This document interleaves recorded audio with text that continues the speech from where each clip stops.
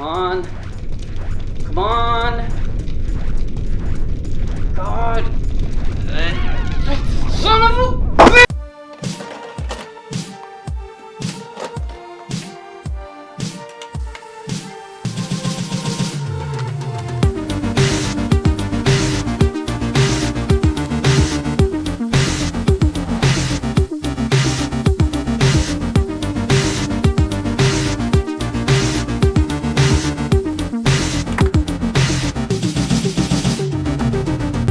Welcome to Rewind, the show where we explore late 90s and early 2000s pop culture that has impacted me and many others.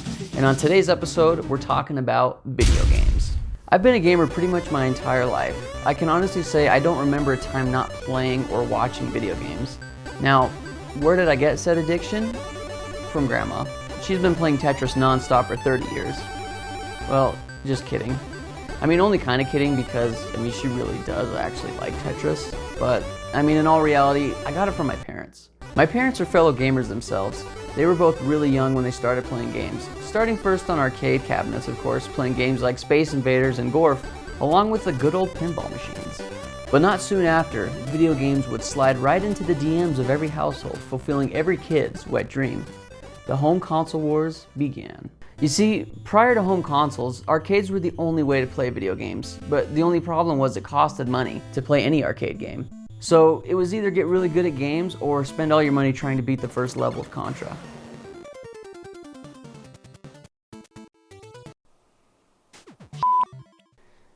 Can I get 240 quarters, please?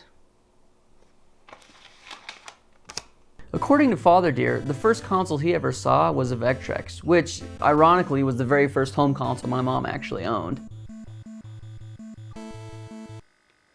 What? You think the Elgato can capture this?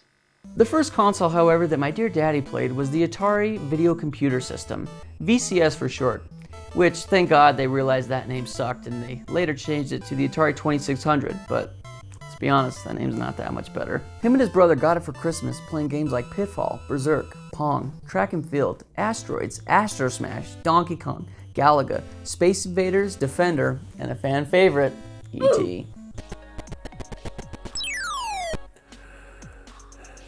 What the hell is even that? Isn't being a virgin great? Listen, he said he played it all the time, okay? Don't look at me. Then, everything changed when the nation of Japan attacked. My dad and his brother discovered a new home console, a game changer named Nintendo. That's right, my dad and his family got the beloved NES, which would change gaming forever. Will you be the one to experience the Nintendo Entertainment System? Comes with Rob, Zapper, Control Deck, 2 controllers, Gyromite, and Duck Hunt. Whoa, hold on a second. Let's fast forward a little bit, because this video is about me, remember?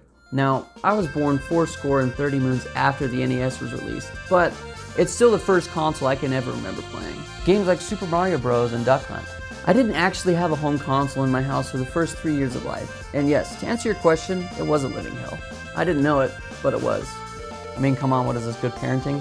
Now, because of the slip up on my parents' part, this is a joke by the way, love you mom and dad, I had to resort to playing games at my extended family's house. My grandma had an NES, and my cousin had an SNES, which we played tons of games from Donkey Kong Country to Pitfall to Frogger to Super Mario World and Dr. Mario. These are actually those two just mentioned consoles. My dad's NES he grew up on, and my cousin's SNES. Now, I have to rewind just a bit to the year 1996, 1 month before my dad decided to release his little pollywags into my mom's Victory Bell. On the 23rd of June, Nintendo decided to pull the ultimate gamer move by releasing Project Reality, the Ultra Nintendo! Oh, sorry, I goofed. It was called the Nintendo 64, baby, that's right! Nintendo released their 64th console. Oh, sorry, I goofed again. 64 stands for 64-bit graphics.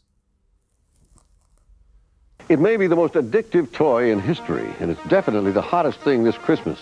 Nintendo video games. Nintendo's new game machine is 64 bits, making it the most powerful machine on the market. Nintendo 64. The N64. Nintendo 64. So how different is it from the old Mario games? Well, take a look. There's really no comparison. They've even made the music, well, honestly, less annoying. it's really great. You guys ever played Space Invaders? I remember when I was little watching some cartoons and an N64 commercial would come on, and it would blow my undeveloped brain. I had to have this console. So, on my 3rd birthday in the year of 2000, I started the century off with a bang.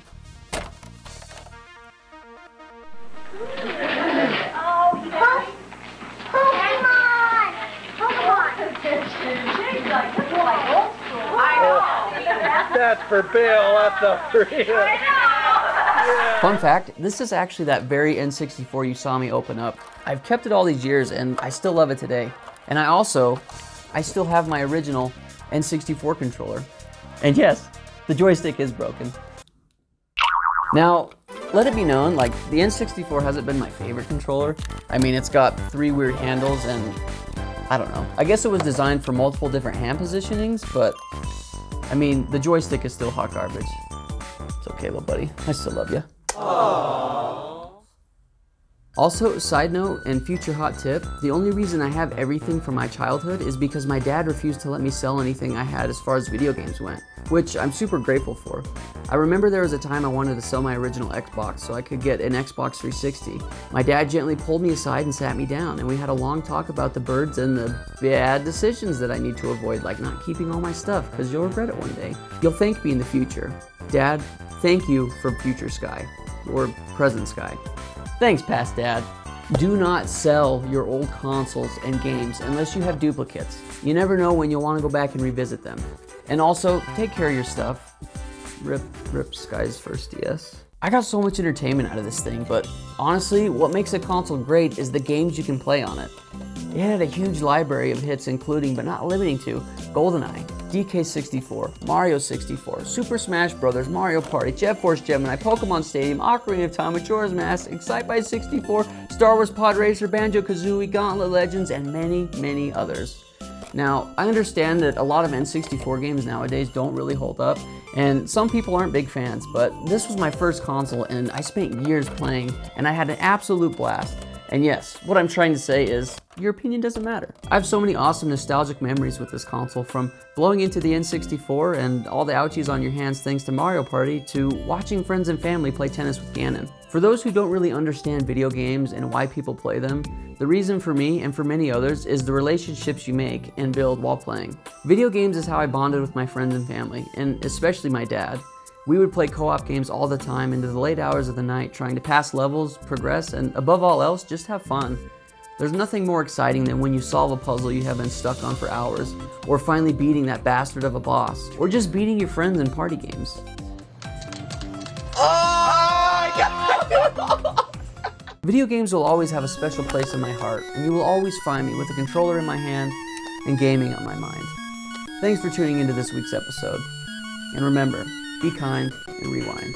Thanks for watching.